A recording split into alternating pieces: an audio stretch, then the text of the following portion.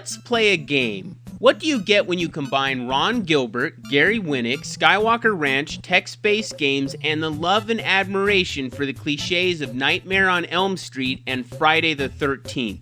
Maniac Mansion, of course, originally made for the Commodore 64 and Apple II computers. The story is you play as Dave Miller, who sets on a course to save his girlfriend Sandy from a mad scientist who's sucking out the brains of teenagers for use in his experiments. It was a marvel at the time and included a lot of character interaction, puzzle solving, and a completely new way to look at the possibility of the future of gaming. Nowadays, I can't help but look at Maniac Mansion and think this is why we have the Sims games. There's just something incredibly enjoyable about playing a game where the fantasy you play as really isn't that far of a stretch from our normal day-to-day lives. Then again, I don't really know anyone that sucks out brains for personal experiments, but I also haven't met anyone in person that owned a 32X like I did when it was new. So I guess that makes me the idiot, and probably the only reason no one's requesting a look at my brain. Which doesn't make any sense to me, because I got a lot of interesting stuff going on up there.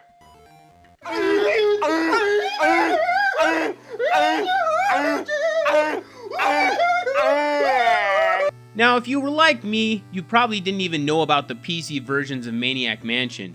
No, you probably heard about it when it was released on the NES. I remember seeing the box in a rental store and thinking it looked creepy. The weird face and this lineup of strange cliche characters. Thinking about it now, I probably unknowingly realized that this lineup does kind of remind me of the main course for a slasher flick.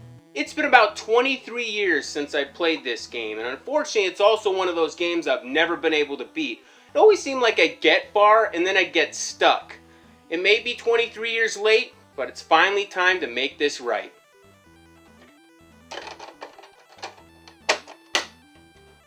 The first thing you'll notice is you get a character select screen where you have to choose two other characters to go along with Dave. Back then I was used to just moving a select box around, so it was sort of off-putting at first when you discovered you were instead moving a cursor around to select each one. Once you've done this, you'll discover that you can't actually move the characters the way you did for typical games. Instead, once again, you have to move the cursor around to select a spot for the character to move to. This was a really strange ordeal for many of us when we were kids. We were used to complete control over the movement. It's not a bad thing, it's just different. And it certainly took some time to get a hold of the new idea or way to control what you did on screen. Because of the gameplay style, we now had new options of what you could do shown below. New to this type of experience, I found myself overwhelmed by the options. When you hover over most objects, it would tell you what it was. Naturally, after seeing the item, your mind went wild with what options you could use from your text choices. It was a big deal just realizing you could click open and then select the mailbox. I remember trying to select turn on and then click on Wendy. Unfortunately, that doesn't work, but man, that would have drastically changed how we played Maniac Mansion, wouldn't it? What are you doing in there? Nothing, Mom. Why is the door locked? The big moment of suspense is when you first find the key under the mat and use it to open the front door. I remember my heart was pounding. I was basically breaking and entering. All I could think was I was gonna get caught. My first instinct was to go into the first door you see, which leads to the kitchen. My heart was really racing at this point, and then out of nowhere,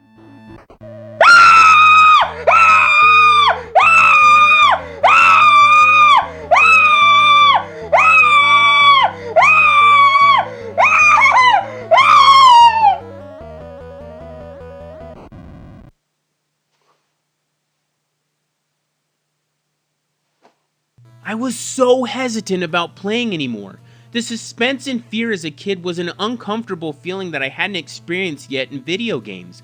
But like with a lot of games, that curiousness is so powerful that you have to press on. Future playthroughs always had me run right past the kitchen door and into the living room area. Here, I realize an example of where I can use the turn on option. That fuzz noise was very eerie back in the day. It cuts out the CD player music and forces you to focus on it. There were times where I'd sit there longer than I should thinking something would chime in or some kind of jump scare. It doesn't happen, but it serves as an example of the imagination of a child seeing a new type of genre. We just didn't know what to expect. Every room you entered from there on after caused your heart to stop for a second, wondering what would be on the other side. And then there were parts like these. I hated this. Walking into a room with no light, just waving your cursor around until you saw it hover over a lamp or some light switch. There were some rooms I swear it would take me a good 5 minutes to find the damn thing. Now realistically, when you walk into a room that's pitch black, you do sort of stumble around looking for a switch to turn the lights on, so I can see what they were going for, but in game, it's a pain in the ass. Now, for years, I've wondered about the staircase in this room. When you read this sign, it states it's out of order, and at the time, rumors were flying about what was really up there, and that it was possible to fix the staircase and realize whatever possible imagination or story you've heard at recess. Sadly, there is no way to get up there or repair the staircase, so I don't know what that's about. Hovering around, I noticed a loose panel, so when I opened it, I found a cassette tape. If you play it in the next room, you'll discover it's blank. I remember thinking at the time, who would hide a blank cassette tape, let alone hide it in the wall? As bizarre as it is, there are reasons to find most of the items in the game because it'll help you unravel the mystery that is Maniac Mansion. It's funny how much it affected me because even later in life, I'd still think about this game when I found items in games like Resident Evil. Many of the items that are scattered throughout the game are useful, but are usually only useful to a specific character because each one has a special trait or skill, which is probably my biggest gripe because the game doesn't tell you enough about the characters themselves. With Bernard, I can guess he likes electronics or something since he looks like a stereotypical nerd. Other than that, you had to rely on the information and rumors you heard at school, or of course be one of the lucky ones that either had or knew someone that carried a subscription to Nintendo Power. This isn't necessarily a horrible thing as it encouraged you to discover new things throughout the house and stimulated you to brainstorm ideas on how to get further and further into the story. One example of this had me choosing Wendy based off of her music when you selected her. Well, it's piano. Maybe she knows how to play the piano. No? Alright, well, it's artsy fartsy music. Maybe she can paint on the easel. Still no? F***ing poser. Going back to the kitchen later with Dave, you'll find that creepy lady, also known as Edna, is now gone. Here I found the chainsaw, which is another item that puzzled me for years because when you try to use it, he'll claim there's no gas for it. I went all over the game looking for gasoline, and it wasn't until recently I found out that the chainsaw has no use. Chalk it up to the everlasting list of rumors kids will tell you on the playground. Moving on to the fridge marked the first time I ever recall seeing a product placement in a game. A friggin' can of Pepsi. Yeah, no joke, a can of Pepsi. And what do you do with this said can of Pepsi? On the third floor, you'll find this alien guy, which is commonly referred to as a green tentacle, and he won't let you pass him, declaring you have to feed him to get by. As a kid, I fed him every single piece of food I could find, and he's never let me pass. As a last resort, I gave him the can of Pepsi, and that will let you buy him. This blows my mind. Really stop and think about this for a moment. He states he's hungry, and obviously you're not going to be able to pass until you satisfy his needs. All the food in the house doesn't do it, but instead, it's the can of Pepsi with its mouth-watering, thirst-quenching goodness that saves the day. Talk about a promotion for Pepsi. On top of that, think about the fact that the game will not continue unless you grab a can of Pepsi and give it to the green tentacle. The can of Pepsi is basically the zapper gun for Duck Hunt. You aren't shooting shit unless you have it. This is refreshing! I mean, I've never even heard of another game that required you to grab a product placement to win. Imagine if you played Super Mario Bros. And before you could beat a level, you had to grab a burrito from Taco Bell and feed it to a Goomba. Wow. As you move along, you'll discover more rooms and items and occasionally get interrupted by cutscenes of the family. These serve as clues for what you can intercept or just simply making sure you're not going to get caught if you left one of the teens in the line of sight. There's one such cutscene where you can actually be a part of by directly calling Edna after you fix the phone.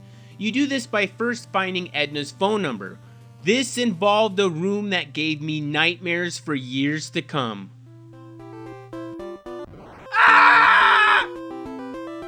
The message tells you to call Edna, but you have to find the missing water valve, which is in the garage. God, that's creepy. It wasn't before long that as I got deeper into the game and closer to the characters that I'd start getting discovered. Once you're down to your last guy or girl, you were all locked in the dungeon. And the game has the nerve to let you continue down here. If you don't have the items you need, you're just basically stuck down here with nothing to do.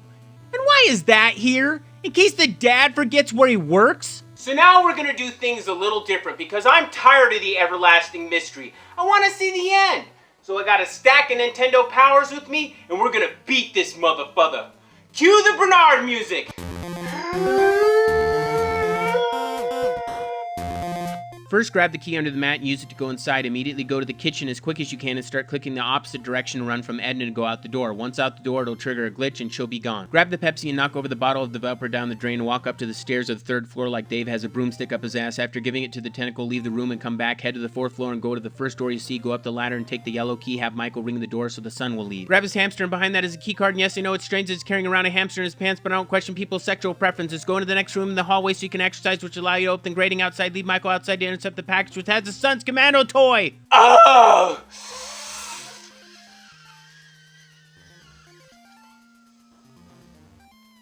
Put Dave in front of the door with no handle in the main hall and have Michael pull the staircase handle, open the door, switch to Dave and grab the silver key. Have Michael go inside the grating outside where you'll have to use a sponge to soak up the puddle of developer and stand in front of the valve. Take Dave through the kitchen in the back area with the yellow door and use the silver key. Place Dave in front of the pool and switch to Michael. Have him open the valve to make the pool drain. Switch to Dave and grab the glowing key and get out of there as quick as you can. Then switch to Michael and close the valve to fill the pool back up. Send Dave back through the gate and open the trunk with the yellow key and take the tools. Have Michael go to the son's room and give him the package. They'll tell you to develop plans. Take Michael to the 3rd floor into the door room. Pick Razor to pick up the film that's lying outside and have Dave give her the glowing key, yellow key, and key card. Send her to the same room Michael's in and have Razor give her the film so you can use the sponge developer, the tray to expose the film. Send Michael to the son's room to give her the developed plan so he'll help you with the purple tentacle. Send Razor to Edna's room to purposely get caught.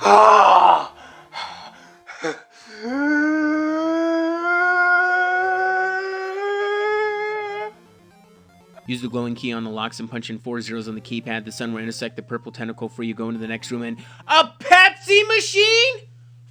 Really? Pepsi, the taste of a new generation. Anyway, just run past the dad. Open the locker and wear the radiation suit. Use the key card on the door to your right and turn off the switch. The dad will realize he's been under mind control from the meteor, but he won't be able to shut off the machine. So grab the meteor and head out the door, place it in the trunk, and commit suicide to save everyone within a 5-mile radius. Oh, thank God. Maniac Mansion was a really inventive game for its time, and its transition to the NES was pretty good for us, but also unbeknownst to us, was very troubled for the creators. Little did we know the creators were going back and forth with Nintendo just to get this beauty released to NES owners. There have been numerous reports and interviews discussing the arguing of what could and shouldn't be shown on the NES port. Profanity from the original game being removed is understandable, but Nintendo having a problem with the word suck, I can't even begin to understand. So a poster in the original version that stated "Disco sucks" in the Green Tentacle's room had to be taken out, as well as the line "getting your pretty brains sucked out," which the father says in one of the cutscenes. I kinda get where Nintendo is coming from when they remove the Michelangelo statue due to nudity, but then suddenly they have a problem with the word kill. That's exactly what happens in any other game, so why would there be a problem here? And get this, with all the back and forth argumentative banter that they had over what you can and can't say or do, they still left the ability to put the hamster you steal from the sun into the microwave. How's that for mixed up ideologies? I should note that I've heard the PAL versions of the game won't let you do this, but still. It's a miracle this game ever saw the light of day on Nintendo. It was a new idea that clearly forged future outside-the-box thinking and inspired new age programmers. It was an achievement in gaming. Obviously everyone else thought so too because it spawned a sequel called Day of the Tentacle and even a TV show that lasted for 3 seasons. That's quite an accomplishment generated from one good idea. Now if you'll excuse me, I suddenly have an urge for a Pepsi. And a hamster.